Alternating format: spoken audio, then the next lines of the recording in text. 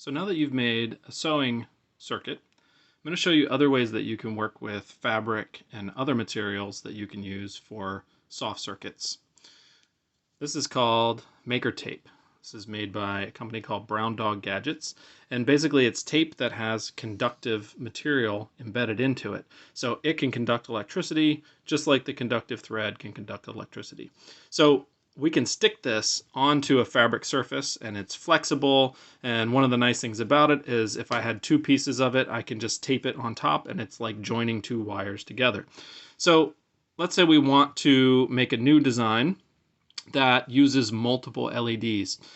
This requires a little bit of understanding of electricity and how electricity flows and two different types of circuits. One is called a series circuit and one is called a parallel circuit. Series circuit is what we traditionally think of when we use electricity, which is basically a track in one, almost like a track that you run around, and it goes in one direction and electrons flow through that track through all the items and just keeps going until the battery gets depleted and there's not enough electrons to make things work anymore. And so if we were to do that with these LEDs, we run into a bit of a problem. So I'm going to make my track and I'm going to try to get two of these LEDs to light up with this battery. With this Maker Tape, I can just cut the lengths that I want. I can sort of rub my finger on the top there and it'll break away from the backing paper and peel up.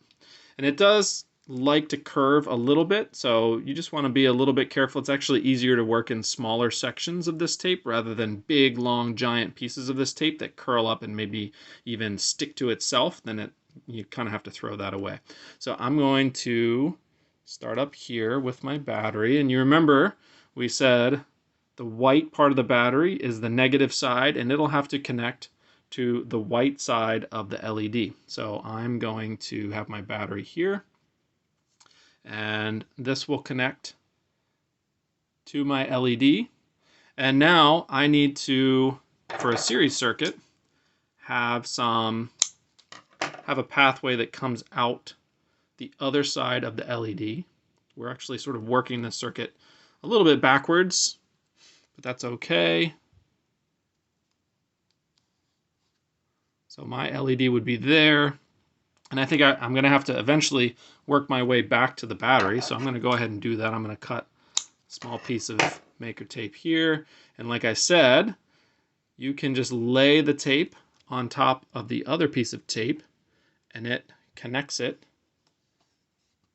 just like putting two wires together. So now I have to be thinking about, right, I'm going to have be connecting to the not white part of this battery pack. So the not white, the black part of this LED would need to connect there in order for it to work. So I'm going to have to connect the white here. So this is where it breaks the rule a little bit, where the white of this LED is actually connecting to the black of that LED. Because as we said in the previous project, LEDs have to be connected in a certain way. Electrons can only flow through an LED in one direction. If you were to use a regular light bulb, that can actually use electrons flowing in either direction. But that's not what we have. Now, one thing that I have to make sure is when I put these little spaces for the LEDs to go, I can't have the Maker Tape touching, right? That would close that connection and electrons would flow through and it would just ignore my LED for the most part. So I am going to make sure that they're just on the edge to force the electrons to go through the LED, which is going to make it light up. I'm almost back to my battery.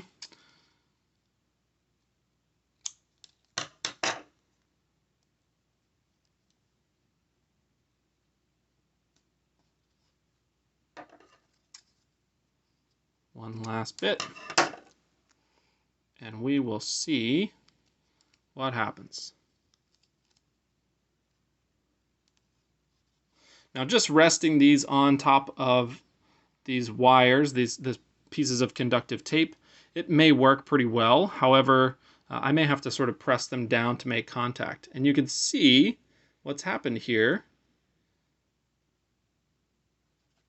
is that my red light lights up, but my blue light does not.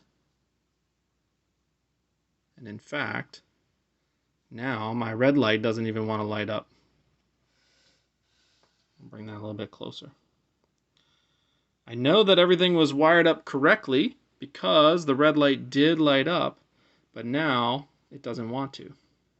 So let's do a little experiment. Let's see if we can make this work a little better. If I take a little piece of Maker tape and I join this connection back here,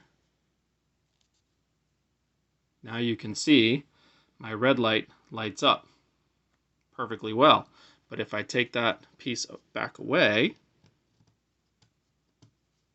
which may be trickier than it sounds like, here we go. If I take that away and I try to make that connection with the blue light, you can see it doesn't work. And that's because of the way LEDs treat electricity. You think of this as maybe a river that's going around in a circle. And electrons are flowing through that river, and they go through the LED, which does a little bit of work, like a water wheel. It spins, and then it continues on, and it keeps going and going and going. It loses a little bit of power every time, and eventually the battery wears down. But an LED is kind of like a dam. It uses a certain amount of electricity, and it blocks a certain amount off from continuing. And so it's kind of trapping a lot of electrons back here, and it's not allowing enough to flow through to actually light this second light. So if you're doing a series circuit, which is sort of the most basic circuit that you learn when you're doing electricity, it's not going to work if you want to put multiple lights in your project. But there is a solution. And that solution is called a parallel circuit. And I've already taped that off on the other side so that you can see what it looks like. So basically what we have is a spot here for our battery. So we'll put our battery here. And then we have two strips of Maker tape that go up and don't touch. We don't want to join this circuit here. So what's going to happen when I connect, remember we want the white part of the battery to connect to the white part of the LED. I put that on there. That works quite nicely. Almost don't have to hold that down. Okay, now if I take my blue LED and put it a little bit further up the track, hey, that one works just fine too. Let's see if we can keep going. Take my green LED here and put it up further on the track. Still going. And now this guy is a special one. And there are some of these mixed in with regular white LEDs. And you can't quite tell them apart. So what you need to do is test, because they're very cool. If I put this on here, you'll see it's red. But actually, now it's yellow, green.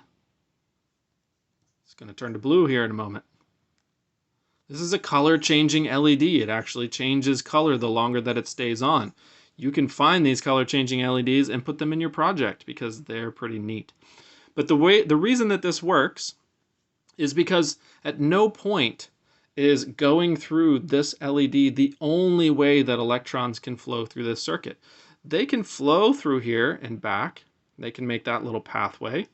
But some electrons can just skip this LED. Hey, they can't get through this little dam, so they just keep going upstream. And hey, here's another place where we can go across. And so they go through this LED. And okay, some more are blocked up here, so the others just keep coming upstream and upstream and upstream. And so if you wanted to make a project with multiple LEDs, you would just need to run these two strips. You could then turn them and turn them back. You could go as far as you wanted. Eventually, you will start having trouble lighting up your LEDs because you just won't have enough power in this battery to light all of the LEDs that you can think of. But you can get a lot of LEDs into a project and start making it look even cooler than your sewing project that you started with.